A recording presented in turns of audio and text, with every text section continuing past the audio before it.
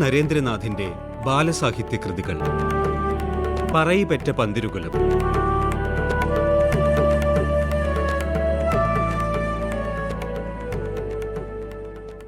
ബ്രാഹ്മണന്റെ കണ്ണുകളിൽ ആനന്ദ കണ്ണീർ നിറഞ്ഞു. പഞ്ചമി, അദ്ദേഹം മകളെ വിളിച്ചു. നിന്റെ കഴുത്തിൽ താലി കെട്ടാൻ വരരുചി ആഗ്രഹിക്കുന്നു. എന്താ, സമ്മതമല്ലേ? അതെ അച്ഛാ. ഒരു കാര്യം മാത്രമേ എനിക്ക് പറയാനുള്ളൂ. വിജ്ഞാന സമ്പാദനമാണ് എന്റെ ജീവിതം. എന്റെ ഭാര്യയ്ക്ക് ഭൗതിക സുഖങ്ങൾ ത്യജിക്കേണ്ടി വരും. പഞ്ചമി എന്നും എന്റെ കൂടെ ഉണ്ടാവില്ലേ? ഉണ്ടാവും. പഞ്ചമിയുടെ ചുണ്ടുകൾ ചലിച്ചു.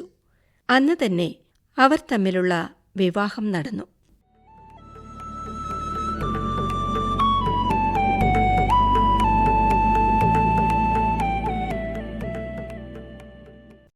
വിവാഹം കഴിഞ്ഞ അന്ന് തന്നെ വരരുചിയും പഞ്ചമിയും യാത്രയായി.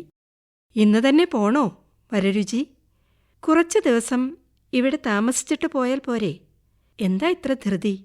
ബ്രാഹ്മണൻ ചോദിച്ചു. ഇപ്പോൾ തന്നെ പോണം. വരരുചി ഒറ്റ വാചകത്തിൽ മറുപടി പറഞ്ഞു. പഞ്ചമി പിതാവിനെ നമസ്കരിച്ചു. രണ്ടുപേരുടെയും കണ്ണുകൾ നിറഞ്ഞു. പോയി വരൂ മകളെ. ബ്രാഹ്മണൻ യാത്രാനുവാദം നൽകി. രണ്ടുപേരും നടന്നു. നിലാവുദിച്ചു കഴിഞ്ഞിരുന്നു. ഒരു സത്രത്തിലെത്തി. നമുക്കിന്ന് ഇവിടെ താമസിക്കാം, വരരുചി പറഞ്ഞു. മനോഹരമായ സത്രം. കരിമ്പനയുടെ ഓല കൊണ്ടുള്ള അതിൻ്റെ മുകൾപ്പുര നിലാവിൽ വെട്ടിത്തിളങ്ങി.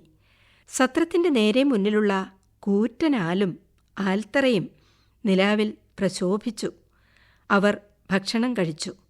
നമുക്ക് ആൽത്തറയിൽ ചെന്നിരിക്കാം, പഞ്ചമി പറഞ്ഞു. അവർ ആൽത്തറയുടെ നേരെ നടന്നു. പഞ്ചമി, ഒരു പാട്ട് പാടൂ. പഞ്ചമി പാടി. ആലിൻ്റെ ഇലകൾ താളം പിടിച്ചു. ഒരു കുളിർക്കാറ്റ് നൃത്തം വെച്ചുകൊണ്ട് കടന്നുപോയി. ഉറക്കം വരുന്നുണ്ടോ? എന്റെ മടിയിൽ തലവെച്ച് കുറച്ചുനേരം കിടന്നോളൂ, വരരുചി പറഞ്ഞു. അദ്ദേഹത്തിന്റെ മടിയിൽ തലവെച്ച് അവൾ കിടന്നു. നമ്മൾ ഭാര്യാഭർത്താക്കന്മാരാണ്. ഇന്ന് നമ്മുടെ പ്രഥമ രാത്രിയാണ്. അതാ നോക്കൂ, ചന്ദ്രൻ അസൂയയോടെ നമ്മെ നോക്കി ചിരിക്കുന്നു, പഞ്ചമി പറഞ്ഞു. പെട്ടെന്ന് ആലിൻമുകളിൽ നിന്നും കിളികളുടെ ശബ്ദം വരരുചി കേട്ടു. അദ്ദേഹം കാതോർത്തിരുന്നു. വർഷങ്ങൾക്കു മുൻപ് കേട്ട അതേ ശബ്ദം. നമ്മളന്ന് പ്രവചിച്ചതുപോലെ തന്നെ സംഭവിച്ചു. വിധിവിഹിതം ആർക്കാണ് മാറ്റാൻ പറ്റുന്നത്? ഒന്നാം കിളി പറഞ്ഞു. എന്തേ നിർത്തിക്കളഞ്ഞത്? പറയൂ, രണ്ടാം കിളി ആവശ്യപ്പെട്ടു. വരരുചി ഇതാ അവസാനം ഒരു പറയിപ്പെണ്ണിനെ തന്നെ വിവാഹം കഴിച്ചിരിക്കുന്നു. അദ്ദേഹത്തിന്റെ മടിയിൽ തലവെച്ച് കിടക്കുന്നത് 17 വർഷം മുൻപ് പുഴയിലൊഴുക്കിയ ആ പിഞ്ചു കുഞ്ഞാണ്. തീപ്പന്തത്തിൽ നിന്നും ഇറ്റ് വീണ എണ്ണ അവളുടെ നെറ്റിയിൽ പൊള്ളലിൻ്റെ അടയാളമുണ്ടാക്കിയിട്ടുണ്ട്. സൂക്ഷിച്ചു നോക്കൂ, ആ കല കാണുന്നില്ലേ? കിളി പറഞ്ഞു. ഇവർക്ക് സന്താന സൗഭാഗ്യമുണ്ടാവില്ലേ? ഇവർക്ക് 12 സന്താനങ്ങൾ ജനിക്കും. ഇനിയെല്ലാം കണ്ടറിഞ്ഞോളൂ.